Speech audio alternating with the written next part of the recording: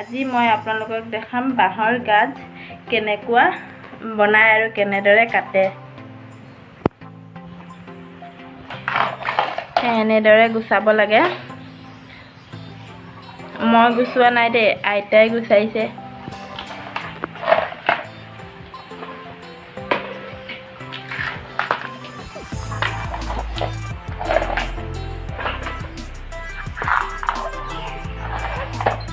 আপোনালোকে কেনেদৰে গুচাই ক'বচোন বাকলিটো।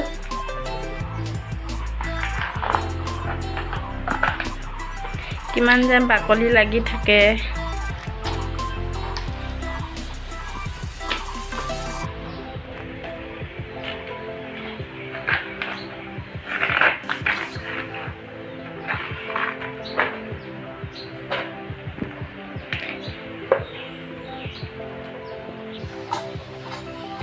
এনেদৰে চাফা কৰিব লাগে।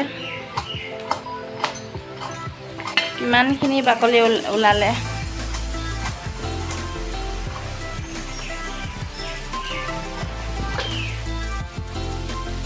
এনেদৰে মিহি মিহিকৈ কাটিব লাগে। কিছুমানৰ কাৰণে কটাটো উজু হ'ব পাৰে, কিছুমানৰ কাৰণে জটিল হ'ব পাৰে।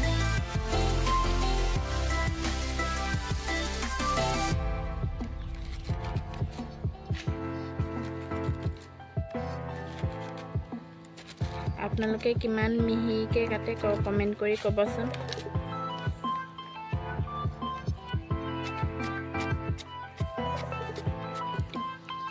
ময়ো কাটিছোঁ, আইতাও কাটিছে।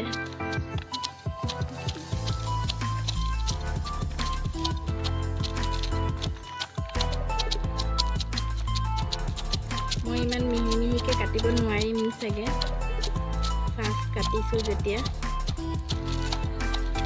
কিমান মিহি হয় নাজানো।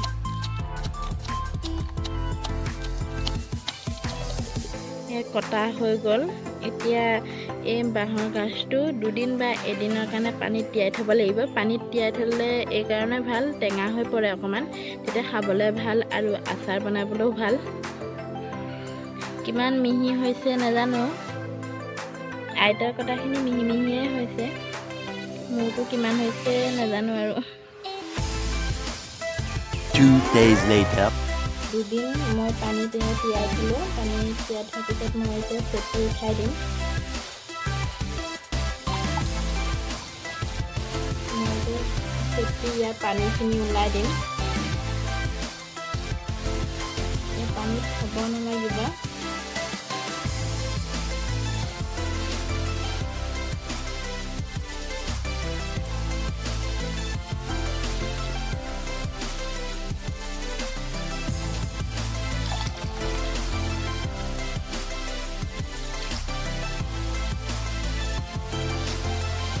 বাঁহৰ গাজখিনি মই উঠাই দিলোঁ চেপি চেপি।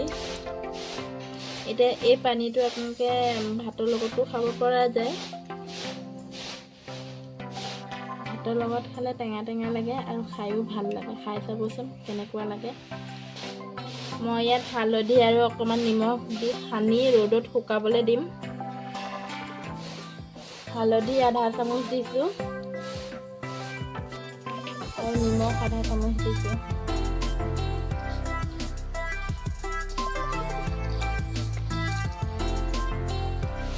মই এতিয়া ৰ'দত শুকাবলৈ দি দিম। ৰ'দত দিয়াৰ পিছত মই এতিয়া বৈয়ামত ভৰাই থৈ দিম। ভাবিছিলোঁ আচাৰ বনাম বুলি, কিন্তু ৰ'দত দিয়াৰ পিছত বাঁহৰ গাজটো কম হোৱাৰ কাৰণে আচাৰ নবনাওঁ, খৰিচা টেঙাহে বনাম।